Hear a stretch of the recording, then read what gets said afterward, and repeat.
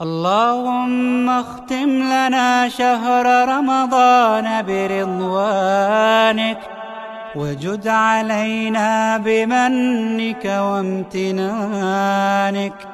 اللهم لا تبطل أعمالنا وامح سيئاتنا